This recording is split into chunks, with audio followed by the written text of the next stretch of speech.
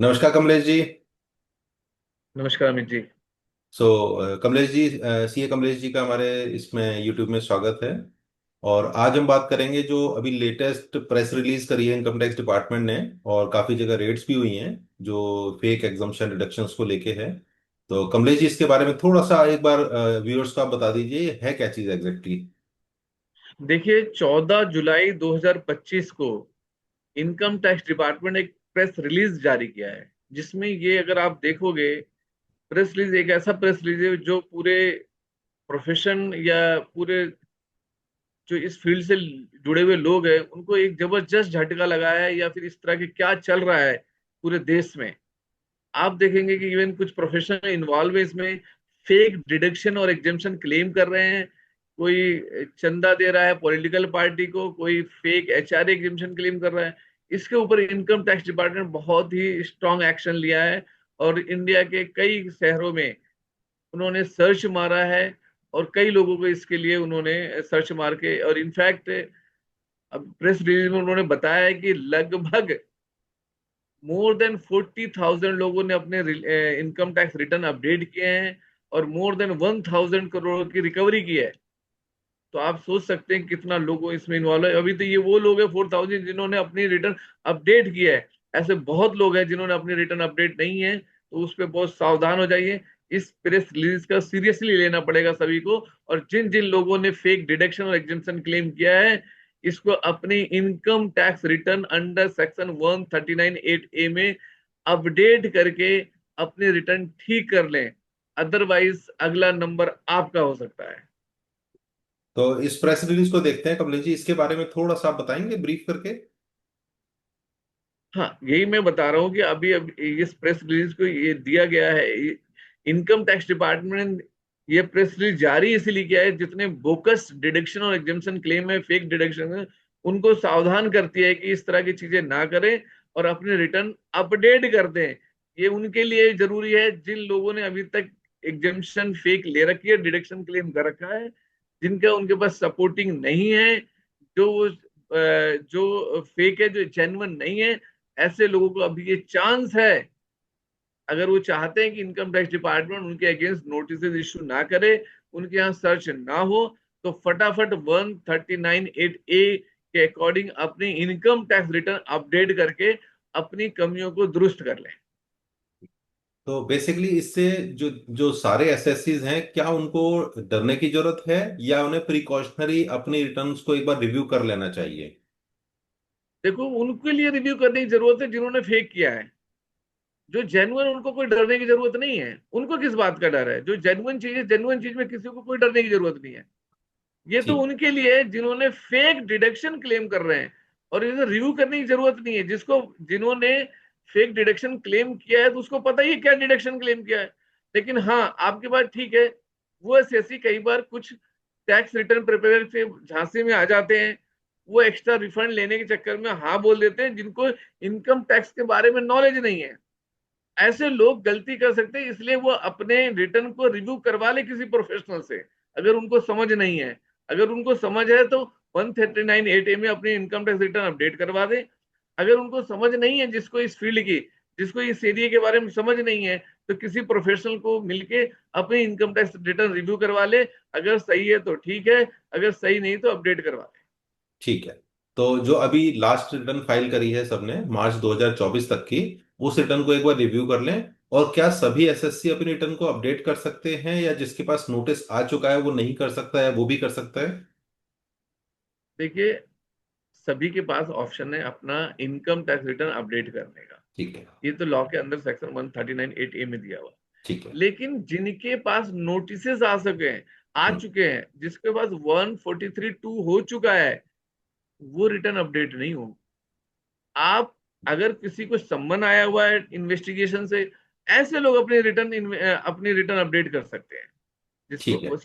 कई बार कई लोगों को 131(A) का सम्मन आ जाता है, investigation department of income tax.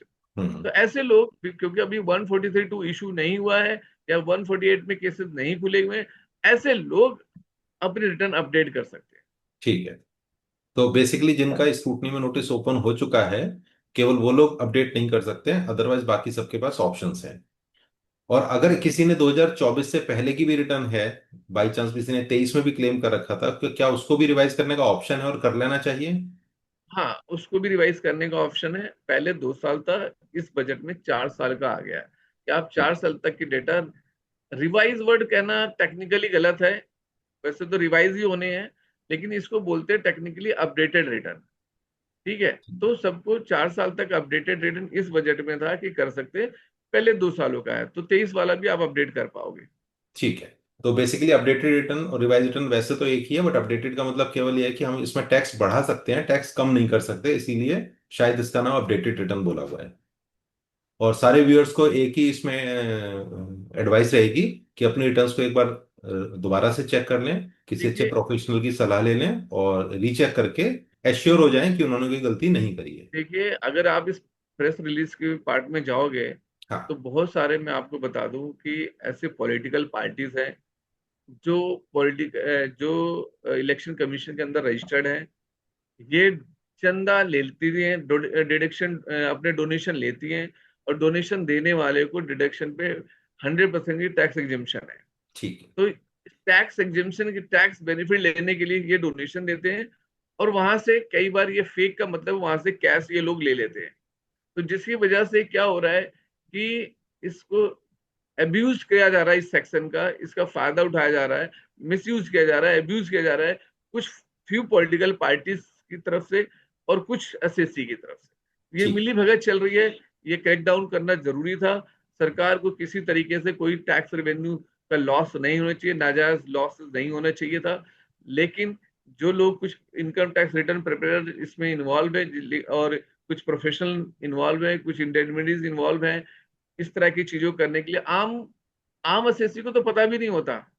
कोई ना हाँ। कोई ब्रोकर टाइप के लोग आते हैं, उनको वो गाइड करते हैं, एक्स्ट्रा लालच देते हैं, टैक्स रिफंड करवाने का एक्स्ट्रा लालच देते हैं, और उस लालच में आम एसएससी आ जाते हैं चंद पैसों के चक्कर में, और वो ये गलती कर बैठते हैं। इस गलती करने का नतीजा है, मैं आपको पहले बता दूं, ये इनकम टैक्स डिपार्टमेंट के नाउ एआई यूज कर रहा है, सॉफ्टवेयर हाँ। इनके स्ट्रांग हो गए हैं। अब कोई भी गलती करेगा, सबको नोटिस आने की संभावना पूरी पूरी है। और हर वो प्रोफेशनल जो इनकम टैक्स रिटर्न फाइल कर रहा है, वो बहुत ध्यान से देखे, रिटर्न फाइल करते समय हर रिटर्न में आईपी एड्रेस आता है। हाँ कोई बिल्कुल। प्रोफेशनल या आईटीआर प्रिपेयर ये नहीं बोल सकता कि मैंने नहीं रिटर्न फाइल किया है। हम्म। रिटर्न जहां से फाइल होती है, उसका एक आईपी एड्रेस होता है। इनकम टैक्स रिटर्न पे आप देखो, वो आईपी एड्रेस आ रहा यस। होता है, उससे बिल्कुल। वो आइडेंटिफाई हो जाएगा कि रिटर्न कहाँ से फाइल हुई है।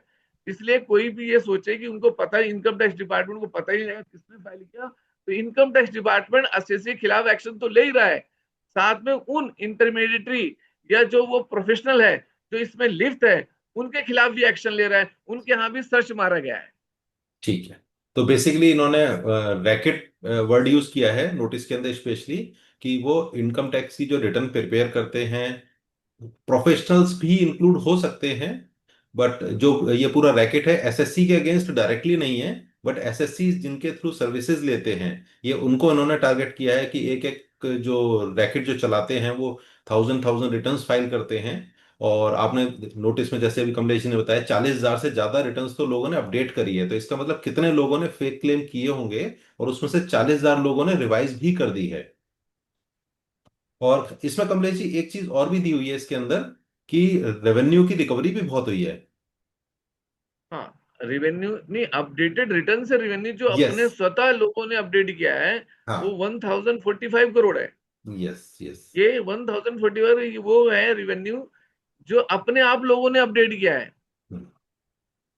या डर से किया है, या इनको पता लग गया है, या उनको नोटिस आ गए 139 131 ए के, जिसको सम्मन्स यस आए, यस। ये वो लोग हैं। बिफोर गोइंग टू फर्दर उन्होंने अपने रिटर्न अपडेट किए है। तो मैं उनको भी कहूंगा, जिन लोगों ने अपने रिटर्न अपडेट नहीं किए और उन्होंने फेक डिडक्शन एग्जिम्पशन क्लेम किया हुआ है, या एचआरए में लोग करते हैं, कोई भी फेक, हमने इसका वीडियो भी बनाया लास्ट टाइम, एचआरए एग्जिम्पशन के ऊपर लोग फेक क्लेम करते हैं। तो इस बार उसके बाद ये आया है कि आप, प्रेस रिलीज भी आया है एचआरए वन सेक्शन 1013 ए का, इसमें लिखा हुआ है। तो भैया, कोई भी डिडक्शन एग्जिम्पशन आप क्लेम कर रहे हैं, वही क्लेम करें जो जेन्युइन है, और बिना प्रूफ के, बिना एविडेंस को जेन्युइन नहीं है, फेक डिडक्शन एग्जेम्पशन करना बंद कर दो।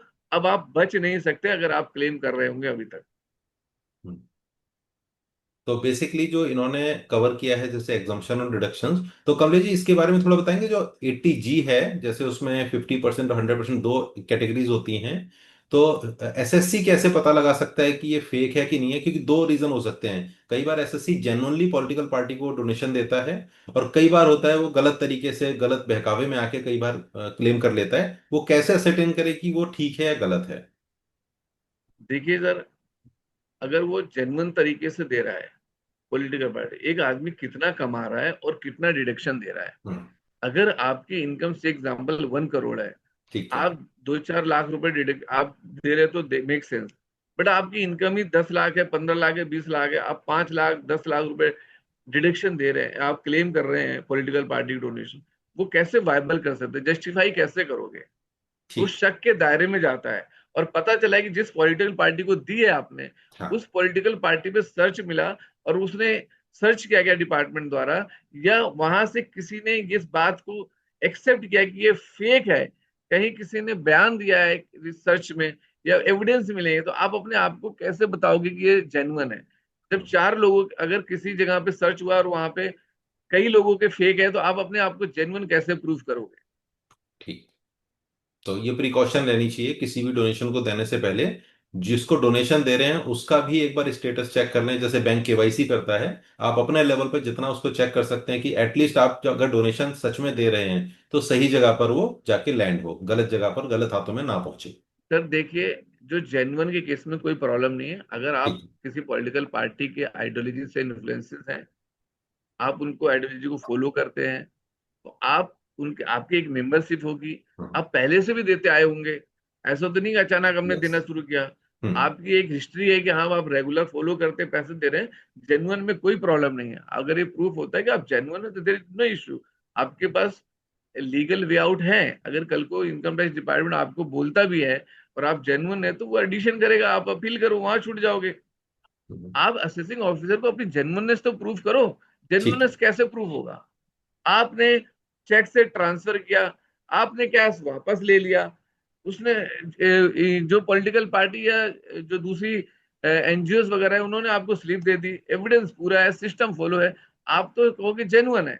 बट जेन्युइननेस ये नहीं प्रूव हो रहा एक्चुअल में ट्रांजेक्शन हुआ है या कैश ट्रांसफर हुआ है। इस हम्म। बात को समझना पड़ेगा। और ऑब्वियस है, जिसने कैश वापस लिया उसको पता ये फेक है या नहीं है। और ठीक है। जिसने एक्चुअल में किया, तो हाँ ठीक है, एक्चुअल में कोई प्रॉब्लम नहीं, जेन्युइन ट्रांजेक्शन में कोई इशू नहीं है। आप करिए, खूब करिए, कोई प्रॉब्लम नहीं है, लेकिन आप फेक मत कीजिए। ठीक है। और जैसे अभी इनकम टैक्स की जो रिटर्न्स की है उनकी भी ड्यू डेट आने वाली है, और इनकम टैक्स ने डेट बढ़ा दी है।